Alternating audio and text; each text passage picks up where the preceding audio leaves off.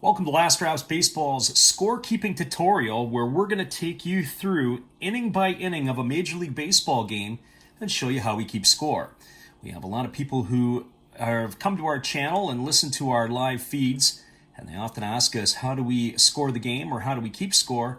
So we're going to take you through a tutorial here today, inning by inning, step by step, on how we record the game for our purposes. Well, we're giving the description to the folks that are listening in. And so first of all, what I'm going to do is we're going to talk a little bit about the tools of the trade. The first thing is what we're working with. And so this will be the score sheet that we'll be using. Nothing really fancy. You can use any type of baseball scorecard. And we just happen to use the one that is found online. You can go and be able to look it up at baseballscorecard.com. It does say it can be freely reprinted or photographed. Its copyright is by Patrick A. McGovern in the bottom left corner. As well as you could go to a website called startwithabook.org. That'll be able to give you a clean PDF file for this as well. On top of that, there's also a website called templatelab.com where 30 different scorecards do exist. We'll put that item and those links down in the description, and that'll be able to give you exactly what you need to be able to help to be able to do this. Well, if you're listening to us, we are going to have highlights through this as well. And so the highlights that we will produce will be from the New York Mets and San Francisco Giants game in the early part of the 2023 season. And that'll be of your option to be able to skip ahead if you don't want to listen to some of the things we're about to tell you. One of the items that we like to talk about is the tools of the trade. And for us, it's our trusty Hiroshima Carp pencil case that we like to keep all our stuff in. But really what you need to be able to do this is really simple. You need to have yourself a pencil sharpener, and we like to keep ourselves a number of pencils. You can see they have the erasers on the end. They've been drawn down. We try to keep them sharp all the time, and that's what we choose. Some people like to use pens, but you can't erase pens, or you can, but it's very difficult. It starts to make your score sheet messy. But that is what we advise for people to have. All right, the next part that I want to introduce to everybody is the numbering system. And as we said, if you are new to the game, stick around and follow this out. However, you can always skip ahead, as we will put in the description where the timestamps are that you can move ahead to the actual highlights.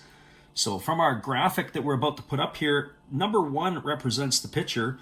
Number 2 represents the catcher. Number 3 represents the first baseman. Number 4 represents the second baseman. Number 5 represents the third baseman. Number 6 is the shortstop. Number 7 is the left fielder. Number 8 is the center fielder. And number 9 is the right fielder, with DH being noted for designated hitter. Now, with that being said, one thing you do notice if you're teaching young people that the infielders move from right to left in the numbering, with the shortstop being the extra infielder, as his number goes after the third baseman. Sometimes you'll get young children will think that the shortstop is numbered before the third baseman.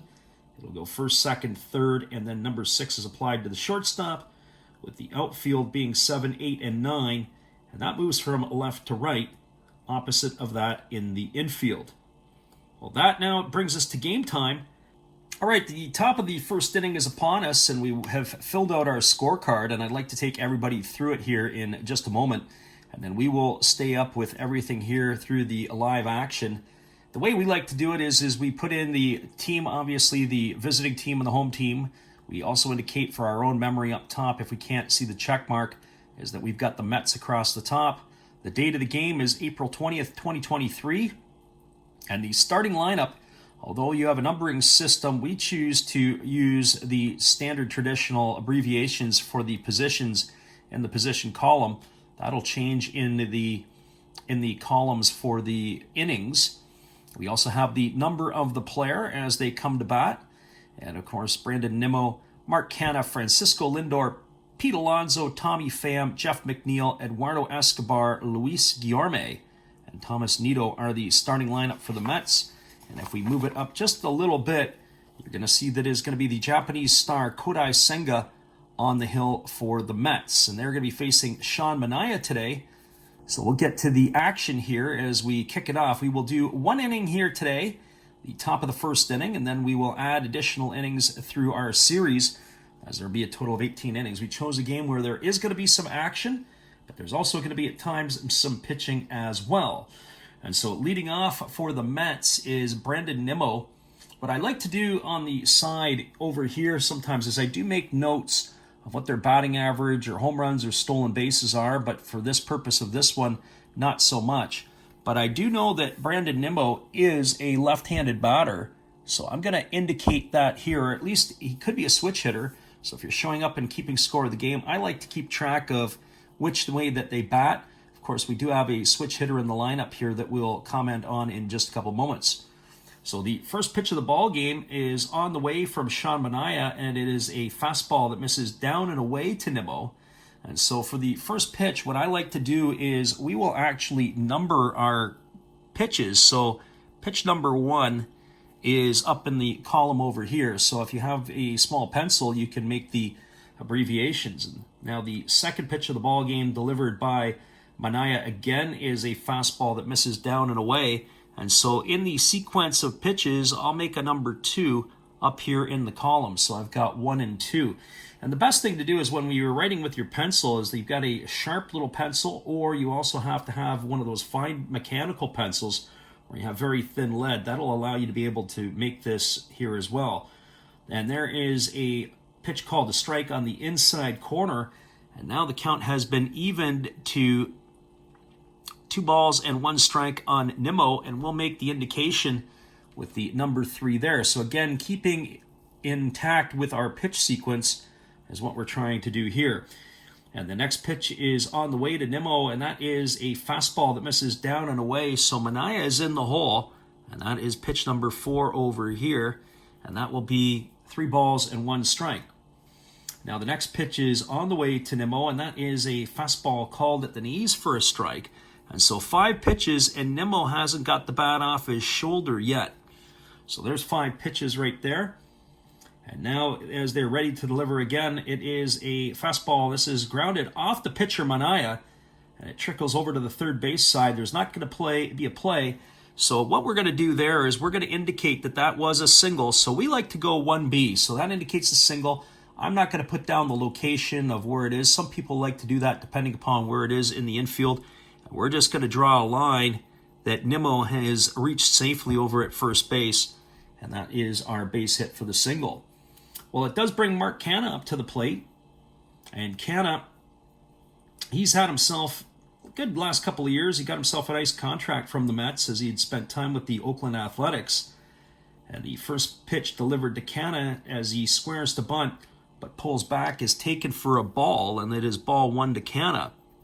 Canha is hitting from the right side, so as we mentioned here, we're going to put the R over in the column because that helps us keep track of where we're at. And here comes the next pitch to Canha. It's a breaking ball called for a strike. It did look like it was a bit outside. Maybe the home plate umpire not in his groove yet, but we're going to ring that up as pitch number 2 was a strike. And here comes the offering again to Canha, and it's a changeup that's fouled away. And so now he is in the hole at 1 ball and 2 strikes. So pitch number 3 located there. As Canha digs himself back in, it's a breaking ball swung on. It is chopped back to the pitcher Manaea. He throws it over to second for 1 and back to first for a double play. So the way we would write that is we would go grounded into a double play, GIDP, and we're going to go 1 to 4 to 3. And so the first out would be Nimmo at second base, and so we would put the X here, and so with the double play, we would indicate that that would be the case, and of course we would just go down and we would see the 1-4-3 on the putout, and Canha is the second out over here, so we would make a little circle, and so now we've got 2 out and Francisco Lindor to come to bat. So 2 gone in the inning with Lindor coming to bat. And the first pitch delivered to Francisco Lindor was a fastball that misses low and in. So something that we noticed about Manaea, why we keep our numbers, is he's not thrown a first pitch strike to any of the Mets hitters as of yet. And that can become problematic. Right now we'll put an R down here for Lindor, but if you don't have a sheet to let you know ahead of time, Francisco Lindor does hit from both sides of the plate. And so you can make that a little bit later, but it'll let you know that he's hitting from the right side here, or at least off of the lefty Manaea. The second pitch delivered to Lindor is a foul ball that's been swung on and fouled away. It was a breaking ball that was delivered by Manaea, and we would put that pitch here as the number 2. And then we've got the 1-1 pitch delivered to Lindor, and that is a fastball at 95 miles an hour, swung on and fouled away the other way, so challenging him with the heat. So now he's in the hole at 1 ball and 2 strikes.